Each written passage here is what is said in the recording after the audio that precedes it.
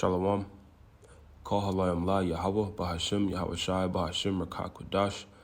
Double honors to the apostles and elders of Great Millstone.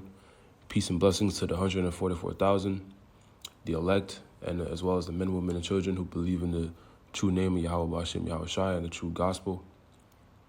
The great multitude.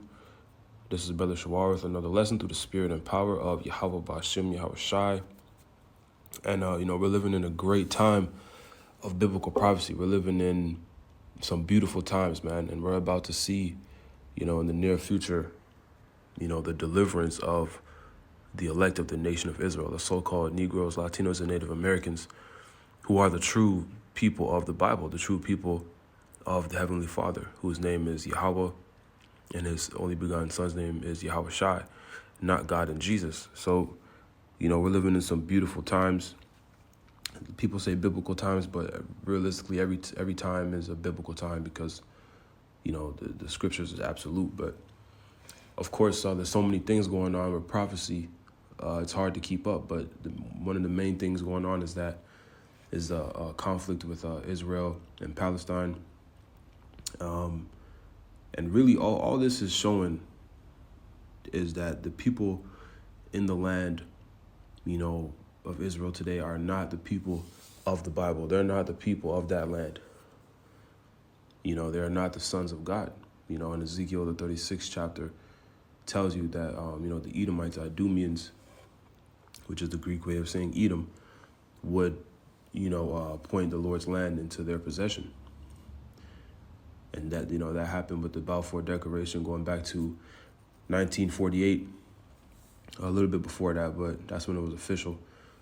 And really, it just, again, they don't fit none of the prophecies. All it's doing is proving that they are not the people of the land, because the scriptures also say that when the Israelites go back to their homeland, they'll dwell in peace and safety alone, and there will be no more war on earth. And it's been nothing but war since they've been there, right? And, there's so many things, like I said, that's going on. America's continuing to fall. Babylon the Great. It's continuing to decay. I can't remember the name of the bank. I think it's Citizens Bank. Yeah, it just collapsed. Right, and that's going to happen to. It's going to continue to happen to all the bigger banks and everything else. America is going to. It's going to fall, man, like completely. This is prophecy. The Lord is tearing this wicked kingdom down because of one, it's prophecy, but the wickedness, man. The wickedness has exceedingly polluted the whole earth, right? Because of Esau, Edom's rulership, the so-called white man. Job 9:24, the earth was given into the hand of the wicked. Right? So we're in the time to see how not to do things, but the time is coming to an end, and the Lord has raised up his elect, his hopeful elect. The truth is back in the earth, the spirit of Yahweh Bashim Yahweh Shai. Going back to that Ezekiel, the scripture in Ezekiel, the dry bones, right, in the valley of the shadow of death. That's talking about the Israelites that are waking up, that are coming back to who they really are, right? Baruch 2:30, in the land of their captivity, they shall remember themselves, right? And we're scattered amongst all nations, and Israelites are waking up all over the world, especially in Babylon the Great and the Americas, because that's where the bulk of us are. But, so-called Negros, Latinos, and Native Americans, as well as the Israelite foreigners that are spread amongst all the other nations that have been scattered, that may look like the other nations, they're waking up too. So it's all biblical prophecy. Everything is, everything is simultaneously happening how the scripture said it would, as well as the persecution of the Israelites. These other camps are basically, they're set up, man. A lot of these other Israelite groups are set up. They're working with Esau for whatever reason, for the bag, for some money. And then they're gonna try and tie the Israelites into a terrorist group or whatever, and link it to this Israel and Palestine thing, and the anti-Sem thing, whatever, and to persecute the Israelites and persecute the truth. But it's all biblical prophecy, so it's going to happen regardless, but it's important to be wise in these times, knowing this truth, like who and who you tell the truth and who, all that kind of stuff, how you move. Scriptures tell us to be wise as a serpent and harmless as a dove.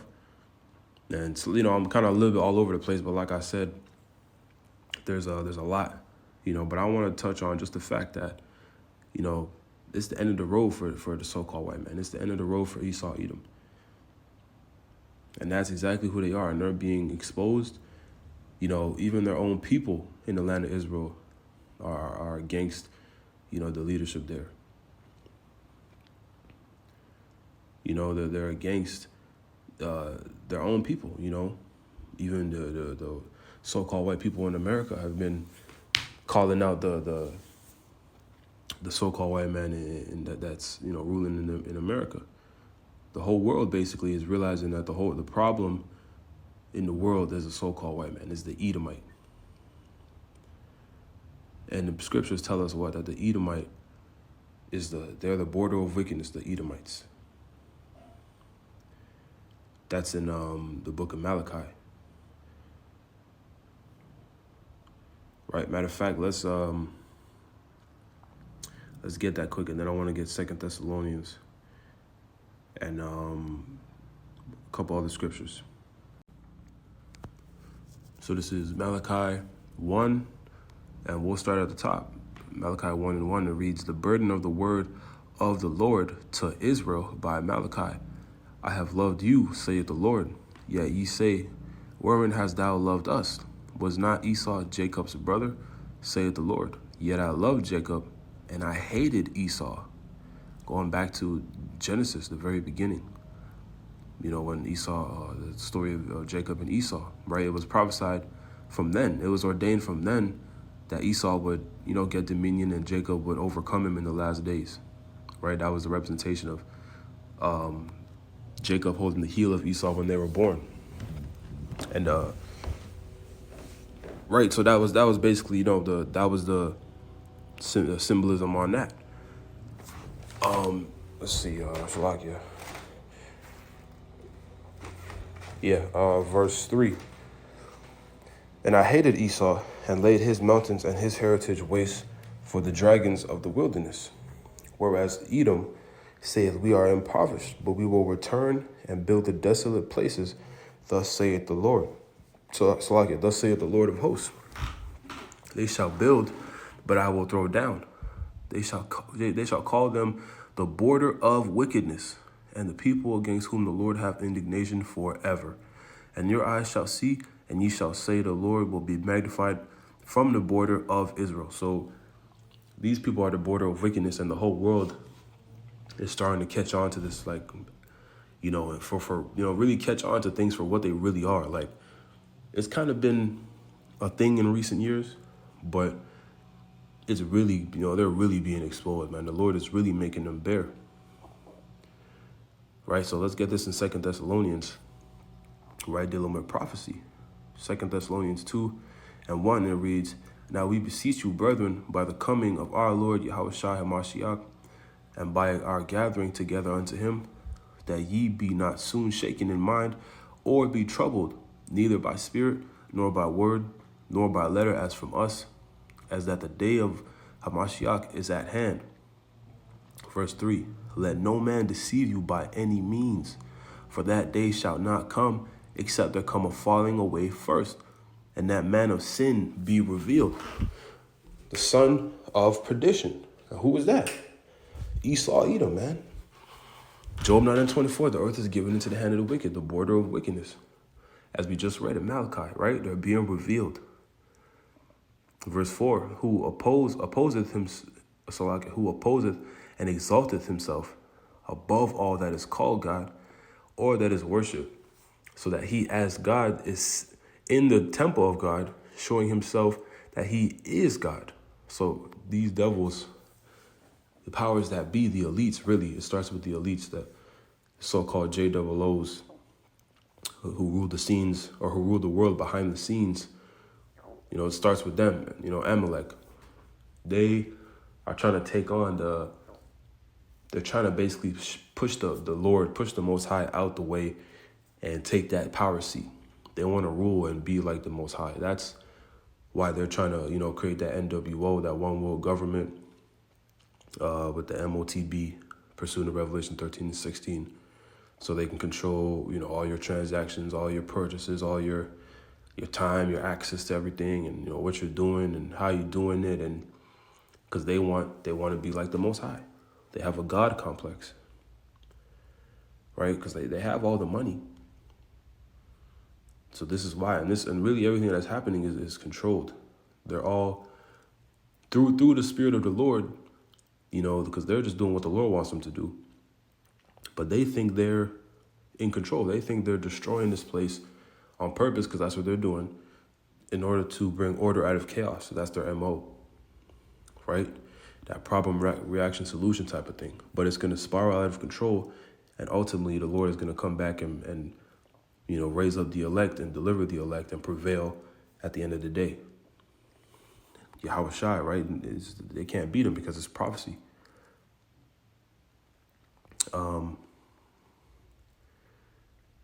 Verse 5, remember ye not that when I was yet with you, I told you these things, and now ye know what withholdeth, that he might be revealed in his time. For the mystery of iniquity doth already work, only he who now letteth will let, until he be taken out of the way. And then shall the wicked be revealed, whom the Lord shall consume with the spirit of his mouth, and shall destroy with the brightness of his coming. And he's being consumed with the spirit of his mouth, and the mouthpiece of the Lord is the prophets. Starting with our apostles and elders, a great millstone, and the brothers the brothers and elders on down, and the ones that teach the likewise doctrine. We believe that is 100% truth, and it's coming to fruition. It's coming to light that is indeed the bulk of the men of the Lord. It's becoming very evident through the Spirit. We can see it. But, since the prophets came on the scene, information and, basically they changed the world through the Spirit and power of Yahushua. Christians started going into the scriptures, people know who, people had never heard of Esau, Edom before the prophets came about. They weren't really going into they didn't think about the MOTB, the RFID, Marco C hip. They weren't really thinking about the NWO and all these things, man. And the earth has, prophecy has really spoken, so much louder since the prophets came on the scene. It really blew up around 2007, 2008 until now. Right? But through the Spirit of the Lord, this is the time. We're in the latter days. So through them, through the Spirit, it's leading to the final destruction of this devil's kingdom. And that's exactly what we're seeing. So we're living in some beautiful times, because as an Israelite, man, we're seeing the downfall of our enemies. We're seeing the downfall and the start of the new world to come, a righteous world where, the thing, like you see the things on your screen is coming, the kingdom ruled by the Israelites in righteousness. And it tells you in the scriptures that all the nations are going to benefit. It's kind of aside from what I'm saying, but all the nations are going to benefit from the righteous rulership of Yahushua and the 144,000 and the Israelites. See, the earth is going to be made a paradise after this, man. And in 2nd Ezra, the 6th chapter tells us that Esau is the end of the world, meaning the age, and Jacob is the beginning of it that followeth. So it's coming. We're seeing all the signs the Lord told us to watch for, happening like they'd never happened before, all together at the same time. Right?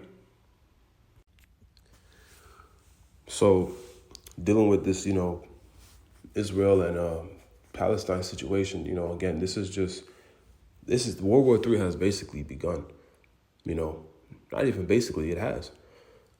So this is just another stage and another step closer to it becoming nuclear, because that's what it's going to lead to. Babylon the Great, America getting wiped out by nuclear missiles. That's the end for America. Thus saith the Bible, right? So let's read, because this is all the Lord's plan, right? So let's read, what this is going to lead to. Joel 3:1, and it reads, "For behold, in those days, and in that time, when I shall bring again the captivity of Judah and Jerusalem, the northern and southern kingdom of the nation of Israel, I will also gather all nations and will bring them down in the valley of Jehoshaphat," meaning the valley of Yahweh's judgment, right? Which is what they call the Middle East today, which is really Western Asia. They made up the Middle East to control the narrative and spin things in their favor, but there's no such thing as the Middle East, right? The Middle East is not in the Bible. They made it up. So basically, he's going to gather all the nations, right? Let's keep reading, matter of fact. "And I will plead with them. I will plead with them there for my people and for my heritage, Israel, whom they have scattered among the nations and parted my land," right? So he's going to bring them all together, right? Because we've been, matter of fact, let me keep reading. So I'm getting ahead of myself. Verse 3, "And they have cast lots for my people and have given a boy for an harlot and sold a girl for wine that they might drink," right? So the Israelites under these other nations have been put through captivity. We've been, it's because of our disobedience, pursuing the Deuteronomy 28th chapter and the 15th verse. We didn't obey the Lord's commandments, going back to the time of Moses, to the time of Moses, and ever since, even right before that, but ever since, we've been in various captivities, and this being the worst, this American one. It's lightening up now because the Lord he's turning the tides, he's switching things around, but still, for the most part, the Israelites have been trodden down to the lowest of the lows, man, out of all nations. And, people will always try their best to overlook and disregard what the Israelites have been through, because they don't want to face that guilt and that realization. And ultimately, they're jealous and hateful of the Israelites, so they don't want to admit a lot of things. But this is facts. It's not even something that you can't find out. It's not hidden. You look it up. It's all on the internet for you to see. Most of it, right? So these people have done this to the Israelites. The apple of the Lord's eye, right? Other nations don't matter to the Lord. And there's various scriptures to prove that, but other nations don't matter to the Lord. So verse 4, Joel 3:4. "Yeah, and what have ye to do with me, O Tyre and Zidon, which are Hamitic nations, and all the coast of Palestine? Will ye render me a recompense? And if ye recompense me swiftly and speedily, I will return your recompense upon your own head." So the Lord is going to gather all the nations in the valley of Jehoshaphat to basically take them all out. It's pretty much a trap through the spirit and power of Yahweh Bashim Yahweh Shai.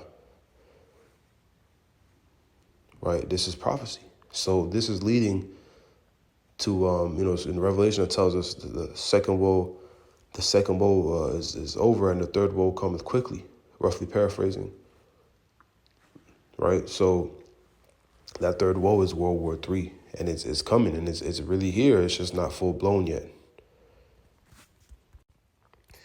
And the significance of this for the so-called white man, the reason why these elites are ducking and dodging and trying their best to establish their NWO and run from who they are, run from their nationalities, because they're trying to run away from their judgment. Right? That's what they're trying to run away from. But let's go to the book of Obadiah and read the judgment of the Edomites, the so-called white race. This is what's going to happen to the Edomites. All of them, just like how all of the nation of Israel was put into captivity. But no, not every single Israelite was wicked. The Lord deals with, he judges by nations. This is how the Lord deals.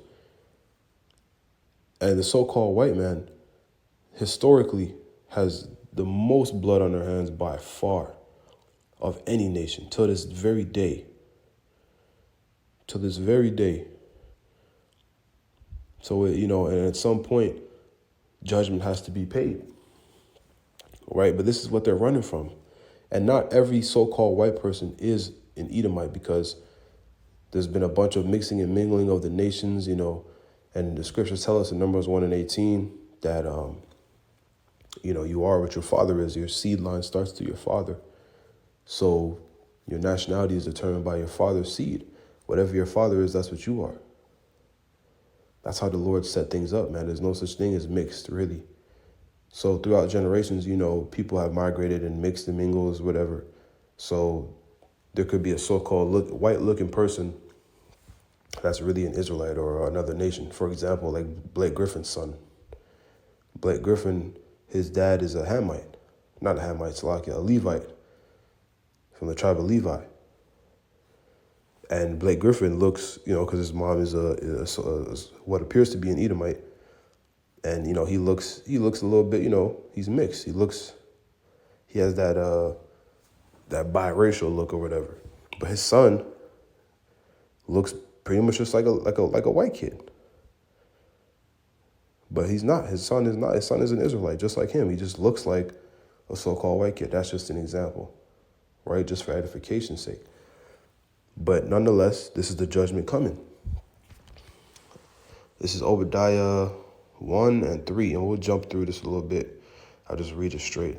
This is Obadiah 1 and 3. It reads, "The pride of thine heart hath deceived thee, thou that dwellest in the clefts of the rock, whose habitation is high, that saith in his heart, who shall bring me down to the ground?" This is the Edomites. Look at how they build things.